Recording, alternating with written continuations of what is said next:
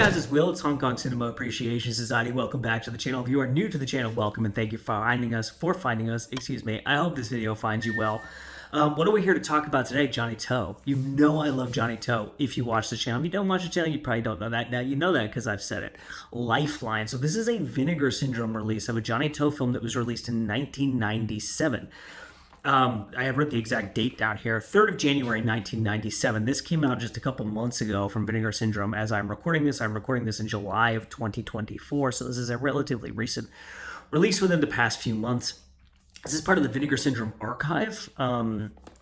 These are like limited editions. As you can see, it has like a number on here, and this slipcase wraps like all the way around. It just slides out the bottom.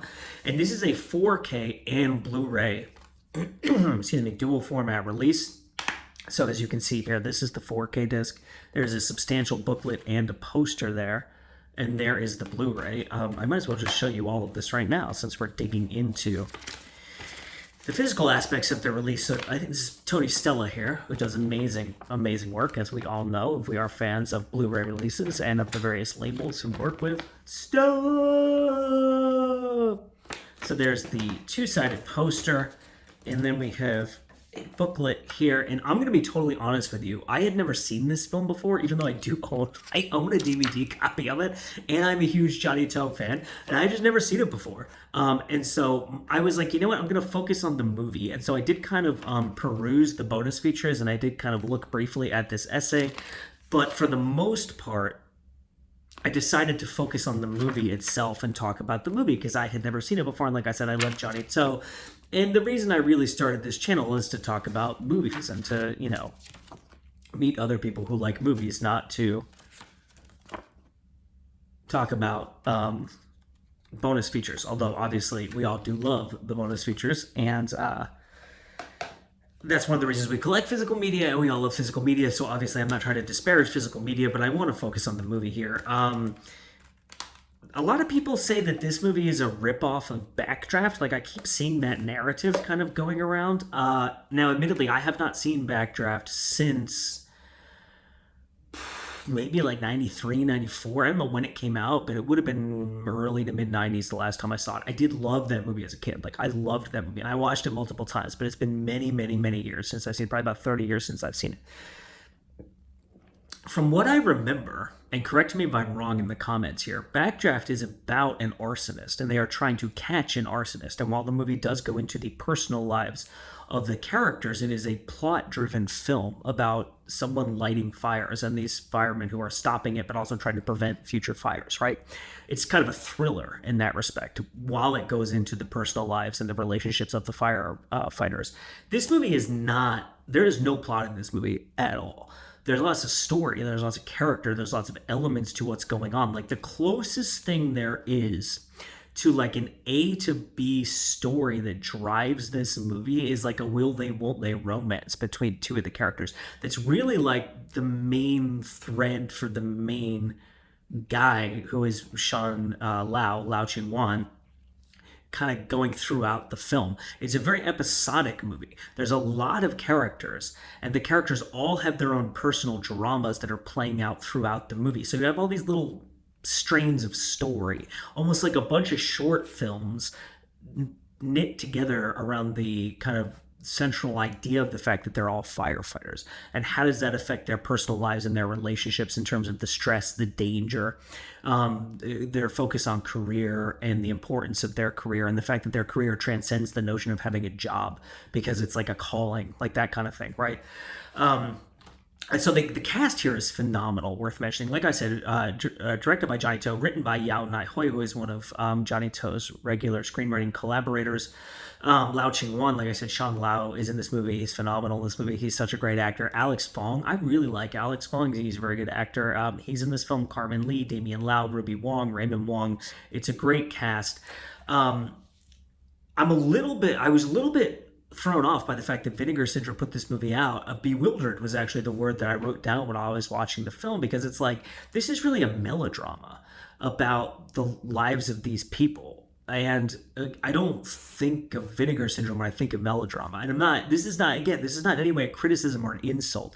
I would be very interested to know the thought process of the people at Vinegar Syndrome with regards to picking this film up, because it's so different that even if you look at like Righting Wrongs, right, which does have elements of Corey Yoon's films tend to have elements of melodrama in them, especially She Shoots Straight. But like Righting Wrongs, Magic Crystal, which I've absolutely fucking loved.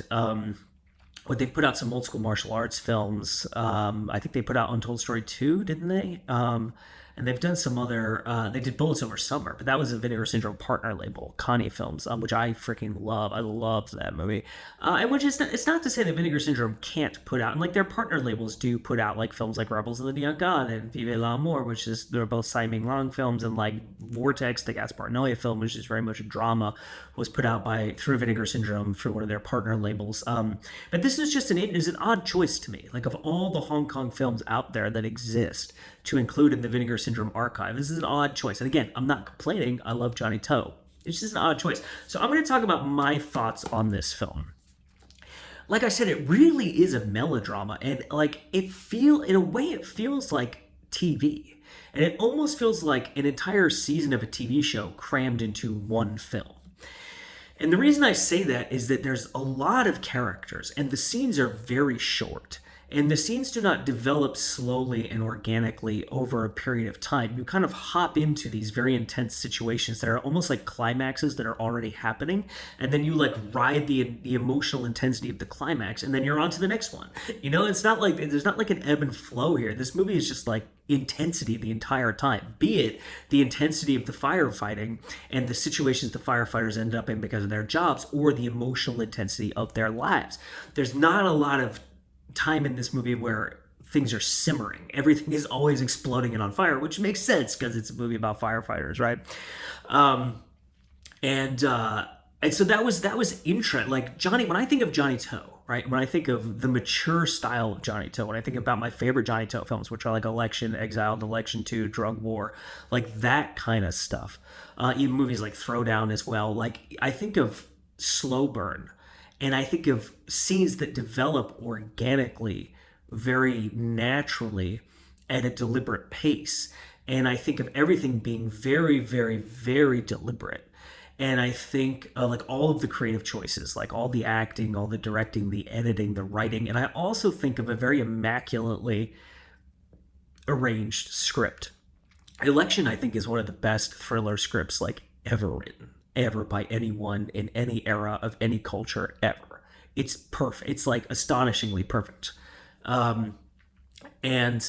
This is such a different movie. There's lots of like fast editing, and there's a lot of like volume. Like there's a high pitch to these scenes, right? There's lots of like people shouting, and things are blowing up, and things are on fire. And even in the emotional scenes, people are like shouting at each other. There's like intensity, and there's like yelling, and people losing their tempers, and like grand gestures of like running up to people, kissing them on the street and stuff like that. And so this is like a very emotionally and viscerally like maximalist film, which is in some ways I think kind of the antithesis of what I think of when I think of Johnny To's movies. However, that being said, you definitely know it's Johnny To from some of the like there's a camera move in what is kind of like there's a teaser in this film, right? So there's like a little intro scene to get you intrigued, and then when we jump into meeting the main characters, they're all in the hospital because they've gotten food poisoning, this is a very odd kind of setup too, because like it doesn't tie back into anything else that's in the movie. You just open with all these firefighters having gotten food poisoning, and they're all in the hospital, and then they meet this doctor, and then the doctor becomes a character. It's a very odd way to open a film,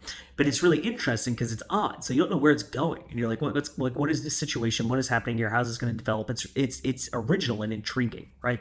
So you open with everyone having food poisoning, and there's in that hospital scene, there's a camera shot where I was like, oh, this is Johnny To. Like you can tell from a million miles away, like even if so many other elements of this film don't feel like Johnny To, it's so obviously Johnny To, and that's really interesting to see. And I'm speaking of as someone who came to Johnny To with Election. Election was the first Johnny To movie I saw. Then I saw Exile. Then I saw Election 2. And then I saw stuff like PTU, Vengeance, Full Time Killer, like those types of movies. And then I went back to Johnny To's. Obviously, I've never seen this film before, but I've seen like Loving You, which I think is from 1995, which also stars Lao Ching-wan. So it's like the same era. I think it's also produced by Mona Fong. This is a Shaw Brothers movie too, by the way, worth mentioning, which is really interesting, right?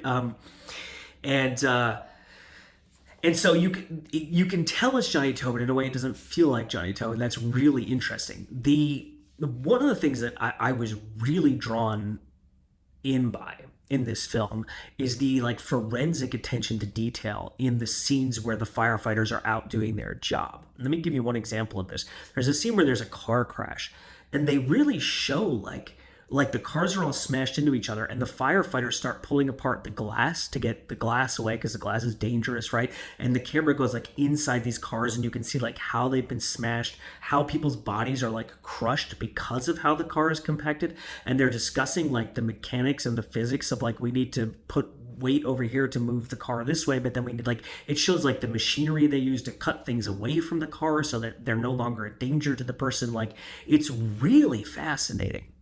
And the way that the scenes of them doing their job are structured and the way that they build is really incredible drama, and it's very gripping and it's very intense. There's one scene where an old man is like out walking somewhere, and he hears a baby crying from like deep inside of a hole. So the fire department is called to rescue the baby. They think the hole is too small for someone to go down in, so they start shoveling, and then it looks like it's going to rain. So like, well, should we use a bulldozer to clear away the dirt? And they're like, well, we can't because the dirt is too loose. So if we start to use a bulldozer, the whole thing is going to collapse and the dirt will all fall on the baby. And then there's a female firefighter, and she's like, well, I'm small enough to get down in the hole. You guys are all too big, so like send me down. And then when she goes down, it starts raining, so it starts creating mud, and there's a danger that the mud is going to fill the hole, right? So every one of these scenes is immaculately well structured to have like constantly building drama, constantly escalating stakes, and all of these problems that they have to solve while they're doing them. And it shows with very like forensic procedural detail how they solve those problems. And it's really fascinating, like moment to moment. So even though there's not like an A to B plot, you're really like drawn in, and it's a very gripping film. Now, it's also worth mentioning this movie has what I call the hard-boiled structure, right? There's a lot of other movies that are structured like this, but this is an easy reference for fans of Hong Kong cinema, so I just started kind of using the hard-boiled structure as like a shorthand. The entire second half of this movie, basically, this movie is an hour and 50 minutes. And about an hour into the film, they go to this huge like warehouse fire, right? That's the entire second half of the movie, basically, is them in this fire, like trying to rescue people, trying to put out the fire, trying to survive themselves. And this sequence is fucking incredible. The fire stunts are like, they look like ridiculously dangerous, like multiple people catching on fire and fire like blowing all over these people, like they're running through rooms that are on fire, ceilings are on fire, things are blowing up everywhere. There's one scene where these barrels start exploding, and you can see the shit that's in them like hitting, like flying at the camera and like hitting the actors and stuff. Like, it looks really preposterously dangerous, and it's kind of insane to think about even orchestrating something like that, and the level of kind of everything, like the craft of understanding how stunts have to work on camera, of getting the cameras into a place where there's all this fire, like protecting the crew, protecting the cast, having the stunt performers able to do these stunts, to perform these things while everyone is being safe, while doing it in a city. Like, there are scenes of this building, like chunks of this building like blowing up and falling off, like in Hong Kong, right? And it's possible that, like, you know, they used whatever, they made like a foam part of a wall and that's what fell down, or like that. Like, maybe they weren't actually blowing a building up in the middle of the city, but still, that's a lot of orchestration, and that's a high level of like production coordination and making sure that everything is going right so no one is getting hurt with all this fire exploding everywhere. Like, it's really kind of astounding to think about like the logistics of making a film like this, but it's also really astonishing just to watch it, because it's like probably the greatest fire sequence I've ever seen in a film before. Like, it's really freaking astonishing, and it really needs to be seen to be believed. There's a scene of everyone eating together. I just wrote that in my notes because that's such classic Johnny To. There's always scenes in his movies of people sitting down and eating together, and like the cultural and kind of personal significance of what that means. I'm just looking at. Okay, so there's one other thing that I wanted to talk about that's actually kind of a spoiler. Now, I will say this is a very male movie. To the point, and what I mean by that is the perspective is very male because there are multiple female characters in it. But there are points in this movie where you're like, if the people who made this movie like never met a woman before, like, do they not know that women are human beings and they're not just there to be like, for men to fall in love with or to like do things that are peripheral to or like tie into men's desires and lives and perceptions and stuff like that. Maybe that was just the style at the time with this type of melodrama that women were in a very specific way and it was very kind of traditional and stereotypical, and I don't really know, but there are certain aspects of the storylines with the women where you're like, okay, can I get back to like the interesting part of the story? Like, this is ridiculous, or like almost funny, but like also like maybe a little bit offensive. So there's a spoiler alert that I'm gonna give that I'm gonna talk about that. So before I do that, I just wanted to tell you what the bonus material in this movie is, or on this release is, in case you don't want to hear the spoiler alert part. So there's a commentary track from Frank Jang. It's funny, I was texting Frank during the movie asking him questions. Then I was like, you know what? Let me just listen to your commentary track and see if that answers my questions. And then I'll badger you with more questions. So it's a really good commentary track. Obviously, it talks about like when it was released, the climate in which it's released, how much money it made, what the original title was, evolution of Johnnie To's career, like who Mona Fong is, the producer, like all the actors, the screenwriter, analyzing character relationships and stuff like that in the film. The Taiwanese title is different from the Hong Kong title, if I remember correctly, and he explains like why that is. And it's a really great classic Frank commentary track. And I didn't have any questions for Frank after he answered all the questions I was thinking of in my head while I was watching it that I wanted to text him.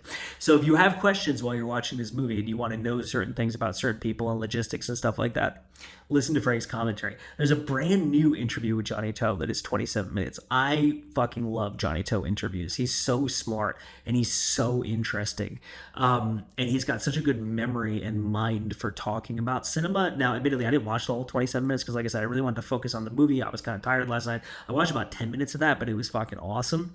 There's a brand new interview with a special effects artist, Chi Sui Tim. So that's 10 minutes long. And obviously, if you want to know, like I do, about how they did all that fire shit, there you go. Johnnie To in the 1990s, a video essay by film historian Sam Deegan. So I mentioned at the beginning of the review, and then I didn't circle back to this.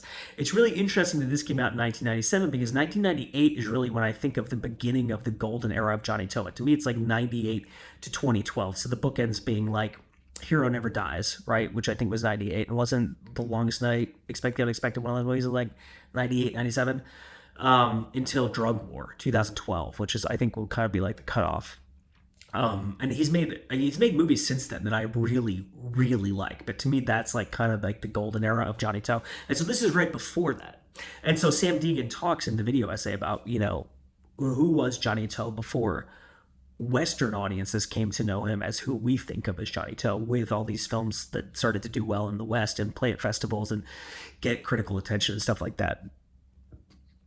And then there's an archival making of documentary, which is freaking awesome because, come on, making of documentaries are freaking awesome. There's an archival interview with Johnnie To that's 4 minutes, archival interview with actress Ruby Wong that is 3 minutes, and archival interview with actor Raymond Ho Yin Wong, which is 2 minutes, and the original trailer, and then the 28-page booklet with the essay by film critic Sean Gilman, and then the fold-out poster. So I'm going to talk about something here that is a tiny bit of a spoiler because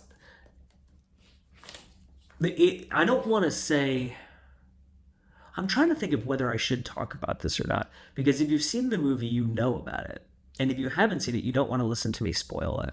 It's not something that ruins the movie, but it's something that's just like so ridiculous that it kind of takes you out of the movie. Let me talk about it, and if you know, then you know, and you can leave a comment and we can talk about it. But it's just an interesting topic for discussion. And I'm not trying to say that the movie is no good because of this or anything. Like, I really enjoyed watching this movie. It's very well made. It's very interesting. There is a female firefighter in this movie, and she's married. And there's a scene with her and her husband rolling around in bed, like making out, and they're going to have sex. And she goes to get a condom. Now, first of all, this is really interesting because this is very like frank, adult, like everyday conversations about sex and relationships between husbands and wives, and like in a movie that's very melodramatic and very kind of TV feeling, and in a culture like Hong Kong where you don't typically have in mainstream cinema like very frank conversations about sex and like relationships and stuff like that. Just based on the films that I've seen from Hong Kong, obviously, maybe I'm wrong, but from my perception, you don't have this a lot in these types of movies. It's really interesting. But then the husband gets really mad because he's like, "You're my wife. When you're at home, you're at home, and I don't want to wear a condom. And if we're gonna, why can't we just have a baby? And like, why can't we just have sex and like not wear the condom? Blah blah." And she's like, "Well, my career is very important to me, and if I get pregnant, that's gonna get in the way of my career. It's gonna be a huge problem." Like like they have this huge argument basically. Then she finds out later in the movie that she is pregnant, and she finds out that he poked holes in a condom. Right, which is interesting because this device is also used in, spoiler alert, She Shoots Straight, which is another Hong Kong movie where a guy pokes holes in a condom. It's more of like a joke in that movie, and less of like a serious. I mean, it does end up becoming a serious plot device, but it starts more of as a joke in that movie. So the guy pokes the holes in the condom, and then she gets pregnant. And then she's like, "You know what? Fuck you. Like, I'm gonna have an abortion, and we're gonna break up because you don't respect me, you don't respect my career, you don't respect my choices, and you lied to me and you manipulated me, and now I'm pregnant and possibly like, ruining my career because you're a dick, right?" Then there's the scene where she goes down into this hole to rescue this baby, and she pulls the baby out of the hole. And after that scene, oh, and spoiler alert also, obviously I'm spoiling everything here. The baby ends up dying. She rescues the baby and it's still alive, but after it goes to the hospital, it dies. And she gets home and she's crying to her husband and she's like, "I want to keep the baby because life is precious." And this is like, it's like such a, like, in a way it works, right? It is an emotional scene and an emotionally intense scene that hits you. Right, when she goes to the husband and she's crying and she's like just seen this baby die and she's having like this emotional trauma, right? But then when they tie it into this plot line of like, "You lied to me, you forced me to be pregnant, I'm gonna divorce you, or I'm getting rid of this baby. Oh well, life is too like," you could see how she might change her mind on like, "Okay, I want to keep the baby because life is precious," and whatever. We're not going to get into the politics of like abortion and stuff like that, but she just decides like, "Okay, I see now that I do want a baby and this is an opportunity for me." But she's really just going to go back to this guy after he lied to her, manipulated her, has shown that he does not respect her as a person, he does not respect her career. Like, that was very kind of bullshitty, like male fantasy, ridiculous. Like, here's this character who you've set up as having a lot of agency, as being this badass firefighter, of having like, enough tenacity and self-respect to like divorce this guy because he lied to her, manipulated her and stuff like that, and now all of a sudden she's just like wants to be the nice wife because she had one traumatic thing happen to her. It's like, I don't know. So let me know what you think in the comments about that, because I really struggled with that aspect of the film, but everything else in this movie works like gangbusters to me. So the movie is Lifeline. It's the Vinegar Syndrome Archive release. My name is Will. You are watching Hong Kong Cinema Appreciation Society, and we will see you next time.